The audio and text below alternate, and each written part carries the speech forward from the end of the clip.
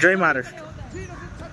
हे दाम्पत्य ख्रिस्त धर्मप्रसार करत असताना आपण अनेक वेळा बघितलं, त्याचे अनेक व्हिडिओ सोशल मीडियावर आपण पाहतोच। आत्ता जो हा व्हिडिओ मी बघितला, त्या व्हिडिओमध्ये ते ज्या पद्धतीचं आव्हान लोकांना करत आहे, ज्या पद्धतीने लोकांना बोलवण्याचा प्रयत्न करत आहेत, ते बघून आश्चर्य वाटतं। म्हणजे आपल्याला माहिती आहे की एक प्रेमानंद महाराज म्हणून जे आहेत, जे सत्संग वगैरे घेतात, तर ते स्पष्टपणे सांगतात की भोंदूगिरीला कुठल्याही नागरिकांनी बळी पडू नये।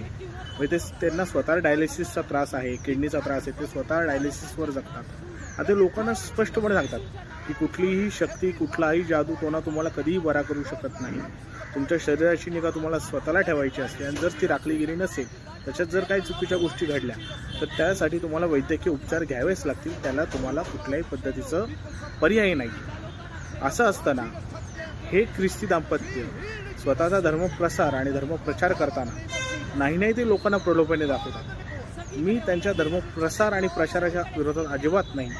या देशाच्या संविधानाने प्रत्येकाला स्वतःचा धार्मिक प्रचार आणि प्रसार करण्याचा अधिकार दिलेला आहे, त्याबद्दल काहीही वाद नाही। पण हे ज्या पद्धतीने चाललंय ती पद्धत खूप चुकीची आहे। आणि त्यातही या सगळ्या कार्यक्रमांमध्ये वाईट या गोष्टीचं वाटतं की खूप मोठ्या प्रमाणावर हिंदू लोकही जातात। मला एवढंच म्हणायचं आहे की मी स्वतः हिंदू आहे, माझ्याही आयुष्यात खूप अडचणी आहेत, पण म्हणून मी माझा धर्म कधी सोडणार नाही। माझ्या धर्मावर माझं खूप प्रेम आहे, या धर्मातील आस्था, या धर्मातील श्रद्धा यांच्यावर माझं प्रेम आहे। थोड्या बहुत काही गोष्टी कमी जास्त असू शकतात, पण याचा अर्थ मी धर्म सोडणार नाही। माझ्या वैयक्तिक आयुष्यामध्ये ज्या काही अडचणी असतात, त्या अडचणी कितीही मोठ्या असल्या तरी त्या अडचणींवर मात करण्याची ताकद माझ्या धर्मातील काही चांगल्या गोष्टींनी मला दिलेली आहे, आणि त्याचाच आयुष्यामध्ये वापर करून मी पुढं जाईल। पण धर्मांतर किंवा इतर धर्माच्या सत्संग वगैरेला कधीही जाणार नाही। हां, एखादा मित्र असेल, त्या मित्राला जर बरं वाटत असेल की बाबा मी त्याच्यासोबत जावं, की येऊन बघ आम्ही काय करतो, तर ते ठीक आहे, पण मी माझा धर्म कधी बदलू शकत नाही।